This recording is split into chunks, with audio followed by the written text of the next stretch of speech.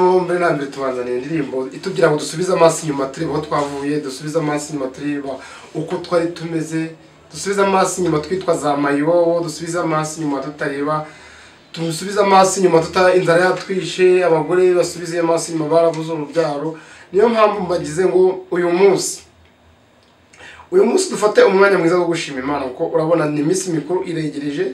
Nuko ko nk'abantu twabanye mu gihe gishize n'umwanya kugira ngo dusubize amaso inyuma. Intego yacu nyamukuru uyu munsi iravuga udusubize amaso inyuma tureba aho Imana yadukuye, dusubize amaso inyuma turebe umwaka ushize imeze twe tumeze gute. Uyu munsi tuzanye ikiganiro kivuga ngo dusubize amaso inyuma. Dusubije amaso inyuma Nation tudafite hepfo na ruguru, Imana iraturenge. Dusubije amaso inyuma twitwa amazina ya rubanda, Banyarwanda dusubije amaso inyuma bucya ntidukeke ko bwira. Dusubije amaso inyuma bwira ntidukeke ko bucya. Dusubije amaso inyuma twitwaza amayibobo, dusubije amaso inyuma tutagira aho kuryama, dusubije amaso inyuma tutazi ko tuzashaka, dusubije amaso inyuma tutazi ko tuzabyara, dusubije amaso inyuma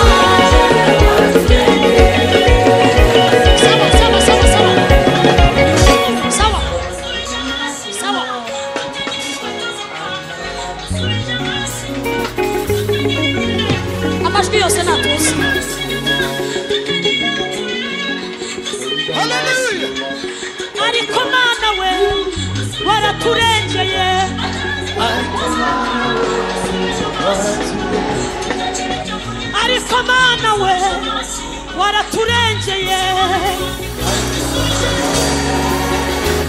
Niba ubyibutse udufashe, ariko Mana we waraturengeye.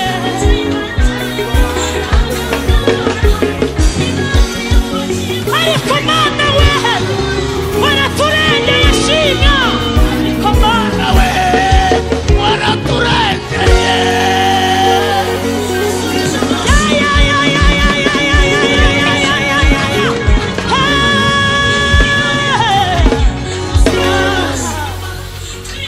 Ariko Mana we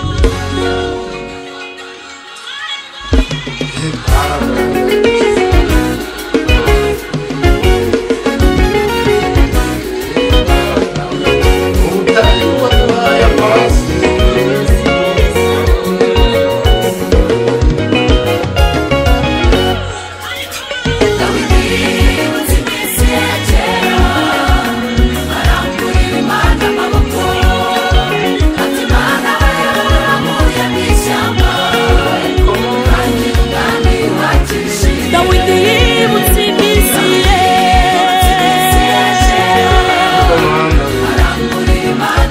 ati Mana we twagira umwami wacishije Mana we icyo ukora byose Mana we ukora byose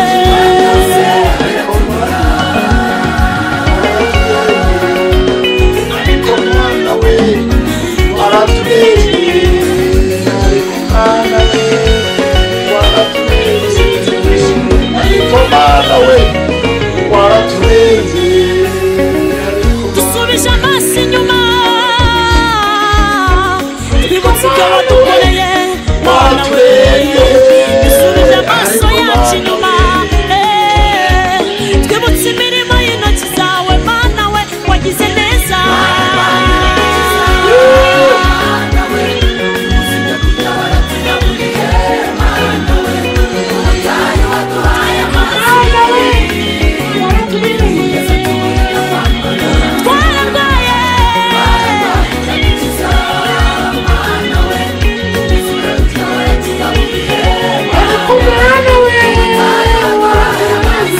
amazi yo kunywa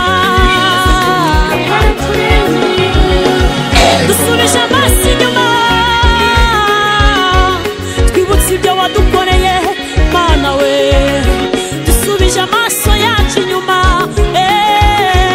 twibutse imirimo y'intoki zawe Mana we wagize neza dusubije amaso inyuma tutagira inkweto zo kwambara dusubije amaso inyuma tutagira imyenda yo kwambara dusubije amaso inyuma tutagira aho turara dusubije amaso inyuma tutagira uwatwitaho dusubije amaso inyuma batazi ko tuzakura dusubije amaso inyuma tutagira icyo kurya na busa dusubije amaso inyuma tutazi gusoma no kwandika dusubije amaso inyuma dusubije amaso inyuma ababyeyi barazaye abagabo nabo barahari Imana yabubakiye ingo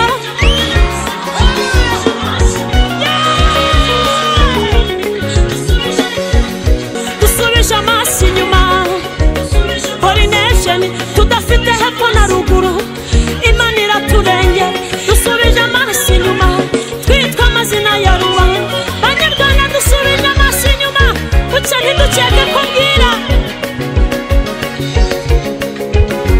dusubije amaso inyuma bwira ntidukeke ko bucya dusubije amaso inyuma twitwaza amayibobo dusubije amaso inyuma tutagira aho kuryama dusubije amaso inyuma tutazi ko tuzashaka dusubije amaso inyuma tutazi ko tuzabyara dusubije amaso inyuma dusubije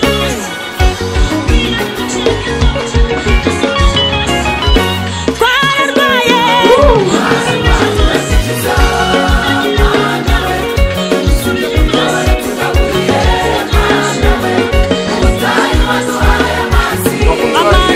mbere na mbere tubazaniye indirimbo itubwira ngo dusubize amaso inyuma tureba aho twavuye dusubize amaso inyuma tureba uko twari tumeze dusubize amaso inyuma twitwa za mayibobo dusubize amaso inyuma tutareba dusubize amaso inyuma inzara yatwishe abagore basubize amaso inyuma barabuze urubyaro niyo mpamvu mbagize ngo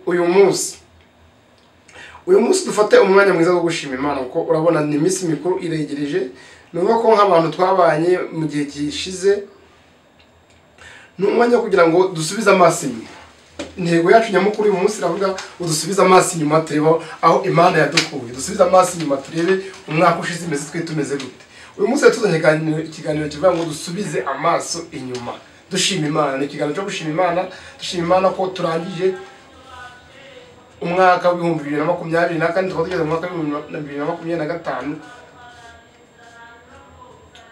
turagira ngo dusubize amaso inyuma turebe ba bantu baturwanyaga bavuga ngo ntawe uyu mwaka ntuzashiruka bushize ni umwanya uvuga ngo dusubize amaso inyuma ingingo yacu iravuga ngo dusubize amaso inyuma reba ibintu byaguhigaga mu mwaka ushize reba zo wahuye nabyo mbere na mbere tugiye kurushima Imana yo yadukije ibibazo umwaka ushize Imana yacu ihabwe icubahiro nukuri aho wicaye kuri iki cyumweru shima Imana uvuga uti Imana shimwa Mana habwa icubahiro kuko waraturinze iki ni cyumweru dushobora no kwita n'icyanyuma nubwo atari icyanyuma ariko ni cyumweru cyo gushima Imana.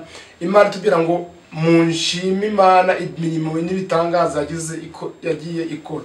Niyo mpamvu manje nabashiraho indirimbo kugira ngo mwumve nawe mbere na mbere wumve ngo mbese Imana yibiye bitangaza yankoreye muri uyu mwaka. Nahawe rero nahawe gufata umwanya ugashima Imana, nahawe umwanya wo gufata umwanya ugahimbaza Imana. Reba Imana yaguhaye urubyaro muri uyu mwaka. Ni iki nirihe shimwe wayihereza? Wewe wari warabuze urubyaro muri uyu mwaka, Imana ikaba yarakoze ibitangaza ikaguhereza urubyaro. Fata umwanya nawe yitekereze uyishime. Fata umwanya utekereze uyishime wowe wamaze iminsi mu bitaro. Muri uyu mwaka reba umwaka ushize, reba uburwayi wari urwaye Imana yagukijije. Fata umwanya uyishime rwose. Mbere na mbere dusenga Imana. Mana ushobora byose, Mana nyir'urukundo, Mana nyir'ubutungane, Mana igira urukundo rutashira, Mana uhora utureberera. Tugushimiye mbere na mbere ibitangazo dukoreye muri uyu mwaka wa 2024 ndetse n'indi myaka ishize. Turagusabye ukomeze ibitangaza ubizamure kuko ibitangaza turacakeneye kuva kuri iyi ntera turimo tukazamuka ku ntera ku yindi ntera. Turacakeneye kuva kuri fondation irimo kuva kuri level irimwe turiho tukagera kuri level ya kabiri. Mana igira neza, dufashe umwanya ngo tugushime. Iki cyumweru turakiguhaye turakikuragije kugira ngo kiba ari icyumweru cyo gushima bitewe n'ibitangaza wagiye udukorera. Korali Herinoshe iratubwiye ngo nidusubize amaso inyuma turebe ibitangaza wagiye udukorera. Wadukijije uburwayi, wadukijije abari bashaka kutugirira nabi, wadukijije inzira mbi, wadukijije amagisida, abari bafite uburwayi warabakijije, abari barwariye mu bitaro bitandukanye baragiye barakize. Uwiteka Mana twagushima dute. Ni umwanya yo gusubiza amaso inyuma rero ngo dushime imirimo n'ibitangazo wagiye udukorera. Abatari bafite inkweto zo kwambara warabambitse Mana. Abatari bafite imyenda yo kwambara warabambitse Mana. Abari bishwe n'inzara wabahaye ibiryo, mu butayu wabahaye amazi yo kunywa, wabarinze abadayimoni, wabarinze inzira zose zitandukanye. Uwiteka mfasha umwanya nsengera buri umwe wese ngo yibuka aho wamukuye yongera gushimira. Mana igira neza, nanjye mbere na mbere nshimye Imana ibyo wankoreye, nanjye wankoreye ibintu byiza by'ibitangaza. Uwiteka ntabwo ari uvuga ngo hari ikintu twarushije abandi. Hari benshi bapfuye, twe turacari bazima, dushoje umwaka turi bazima. Uwiteka twagushima iki, twaguha iki ngo tukwiture. Mana igira neza, tugisenga ibyo bintu turagusabye ngo n'abafite umutima mubi, abadayimoni buzuye, ubakize, ubacahe, twinjira mu mwaka w'amavuta, twinjira mu mwaka wo guhumeka, twinjira mu mwaka wo kubabarira, twinjira mu mwaka wo kuvuga ngo mbese ikintu wadukijije mu mwaka ushize ni iki twatanze. Data mwiza, tukweretse ingero zose zitandukanye, dukweretse abakene, dukweretse abashonji, dukweretse abafite ibibazo bitandukanye. Komeza ubakize nabo muri uyu mwaka bagira amahoro, bagire n'urukundo. Ni byinshi twakuvuga ariko mwame dukomeje tugaruka tuvuga ngo tugarutse imbere yawe tugushimira ibyiza wagiye udukorera. Hari abari barabuze abagabo, ubu barababonye bari gushima Imana. Hari abari barabuze abagore, ubu barababonye bari gushima Imana. Hari abari bafite uburwayi bukomeye, ubu barakize. Hari abari barwariye mu bitaro bikomeye, Uwiteka barabakijije. Uyu ni umwanya mfashe kugira ngo mbafashe nabo bibuke bagushime. Utagushima yashima ndi. Reba aho wadukuye tudashoboye kwambara, reba aho wadukuye tudashoboye kwiyambika, reba uburyo kiba twatangiye kumenya ubwenge tukazamuka tuba tumaze kugera mu rwego rw'abagabo. Uwiteka utagushima yashima ndi. Wowe udukurikiye cyo tugusabye no kugira ngo udufashe dushima Imana. Nawe shima Imana, nawe shima. Aho wicaye, aho uryamye, ibibazo aho ufite byose byirengagize, menya ko hari abapfuye. Menya ko hari abapfuye. Kadufata umwanya dusabira abatwanga. Uwiteka Mana igira neza. Tuzi neza ko abantu benshi batwanga. Ariko batwanga batatwanga udukunda bararuhira ubusa. Turabasabye kugira ngo uwo utwanga, wowe ufite umwanya wo gutwanga, ufite umwanya w'urwango rwakuze, ufite umwanya w'ubugome, garukira umukiza nawe ja mu nzira nziza. Uwiteka ashobora kugukiza. Hari abantu bashinzwe kwanga umuntu wagira nibo bamuremye. Ndakubwira ngo reba igihe wahereye wanga mugenzi wawe ntacyo wamutwara. impamvu nta kintu wamutwara ni Imana imufiteho ububasha. Nta bubasha ufite ku muntu ku buryo ushobora kuvuga ngo uramwanza ari cyo uramutwara. Ahubwo inzira nziza garuka, urwo rwango ufite rureke, kurwango ufite rureke, numara kurureka ugarukira umukiza, ahubwo nawe ugaruke mu nzira y'agakiza. Uwo muntu wangana wese wamuremye nta gahunda n'imwe wagize ugirana n'Imana ngo uzagira ute ngo hari icyo uzamutwara, n'icyo azaba ntariho uzaba ukimutwaye, ahubwo ni Imana izabivuze ngo nace muri iyi nzira. Ndakumenyesha ko uraruhira ubusa. Muri uyu mwaka turangije, ahubwo wagombye gufata umwanya ukavuga uti kanje mu nzira nziza, afata inzira nziza iyo ishobora kugeza ku ciza. Abandi bari muri business, abandi bari mu bintu birabateza imbere, wowe uri mu matiku, wowe uri mu mashari, wowe uri kwanga mugenzi wawe, wowe uri kuvuga ngo sibaye gipfuye, kandi nubwo yapfate ntabwo imirimo akora wowe uzayikora. Nimba yagendaga mu modoka ntuzayigendamo, nimba yagendaga n'igare ntuzarigendamo, nimba yaratuye mu nzira nziza ntuzayijamo, nimba atuye mu nzu nziza ntuzayijamo, nimba yararyaga neza ntuzarya ibyo yaryaga. Umuntu urwanga uramuhora ubusa. Ahubwo wowe menya ibyawe, va mu matiku nk'ayo, fata inzira y'agakiza, fata umwanya. Nimba udafite na Bibiliya, fata telefone wumva ijambo ry'Imana. Nimba udafite Bibiliya, fata telefone cyangwa ufate abantu bayifite bagutize, wumva ijambo ry'Imana, va mu matiku nk'ayo. Mbere na mbere ndakubwiye ngo fata umwanya ushima Imana ibyo yagukoreye mu mwaka ushize. Dufata undi munota dutekereze ibyo Imana yadukoreye. Uwiteka Mana turagushimiye umwanya uduhaye wo gutekereza ibyo yadukoreye mu mwaka ushize. Utagushima yashima ndi. Hana mabwira ngo hari imyuka mibi n'imyuka myiza, wowe wayobotse umwuka mwiza ukaba atarabonye bitangaza. Rwose ndakubwiye ngo tegereza, hari icyumweru gisigaye, bitangaza uzayibona, ibitangaza by'Imana uzayibona. Iyo Imana ugiye mu byayo nayija mu byawe, niko umukatolika yaririmbye, iyo ugiye mu by'Imana nayo ija mu byawe. Iyo ndirimbo nimba uyumva, nimba ushaka kuja mu nzira nziza, gana inzira ikwiriye, va mu nzira mbi, va mu nzira mbi. Wiba mugabo w'ikigoryi bavuga muri Bibiliya undi ubahora batuma kuja kwangiriza mugenzi we. Wiba wa mugore w'igicucu uhora mu matiku, wiba wa mugabo w'ikibuga uhora mu matiku, wowe vuga uti Mana nje mu nzira yawe, nje kugira ngo nkore. Ndagusabye ngo ibyo nkora byo nkoze ubimpe umugisha, ubimpera umugisha, biha umugisha. Ntabwo Uwiteka wamusaba ngo akwime. Uwiteka agira urukundo n'imbabazi, agira umuntu n'imbabazi. Iki twica mu gusaba nabi, turasaba dutegeka, turasaba twumva ko akanya turahabwa. Oya, saba utegereze. Nusaba ugategereza, Imana izaguhereza. Ntuziganyire ngo nasabye ngo biratinda. Oya, niko gusaba kwawe kwari kungana. Ahubwo menya ngo na Yesu ubwe yabwiye Imana iti Nyagasani nimba bishoboka iki gikombe ukingize. Uko byari mu gushaka kw'Imana ikombe ntabwo yakimushikishije, inzira ye yaragiye irakorwa. Byanga byakunda yageze ku iherezo. Iherezo yagezeho rero ntabwo bivuze ngo iyo herezo yagezeho ngo ryabaye ribi. Oya, yarakubiswa arabamba, ariko yarazutse, ubu yicaranye na Se. Niyo mpamvu nawe usabwa kugira ute, nimba uje gusaba Imana yisabe izagwa, ariko ntabwo nuvugire ngo urayisabye ngo aho kanya ngira guhereza. Oya, ugize amahirwe yaguhereza ako kanya, ariko atanaguhereje ako kanya umenye ngo ntabwo yibagiwe. Imana iyo ugiye mu byawe nayo ija mu byawe.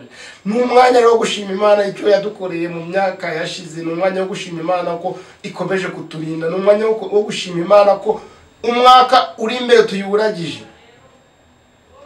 Ni inyarukundo, ni inyampuwe nyinshi. Uyu usabye iraguha, iyo usabye wizeye iraguha. Uwitari yaha nashira urutoki hejuru. Uwo yahaye navuge ngo amen, warakoze Mana. Navuge ngo amen, warakoze Mana. Uwiteka umunyampuwe nyinshi. Uwiteka iyo tugusabye twizeye uraduha, turabizi. Dugushishikariza buri umwe wese dukurikiranye ngo nawe saba wizeye, Imana iraguha. Saba wizeye, Imana iraguha, kuko nta wasabye Imana ngo imwime. Imana igira ubuntu bwinshi, ifite ibintu byinshi. Kandi ikindi wowe utinya gusaba, kuko abantu baguhagitse, uriya muntu uguhagitse musenyere. hari umubwiriza nyina Pascal yaravuze ngo aho wasebena niho Imana igomba gusebezurira. Ikindi bino bintu dushaka, imodoka, amafaranga, ibiki bikamera, ibiki byose biri mu bantu. Ntabwo uzicari wawe ngo bikugereho, ahubwo kora uriya muntu ubona niwe uzabiguhereza. Imana ntabwo izafata amafaranga ngena yamanuye, oya, Imana izaguha amafaranga ari uko yakoreye. Uzakora, numara gukora Imana iguhereza umugisha ibyo ukoze. Nimara kubiha umugisha amafaranga azaboneka, izo modoka zizaboneka, ayo magara azaboneka, amavatira azaboneka, amazu meza yabona.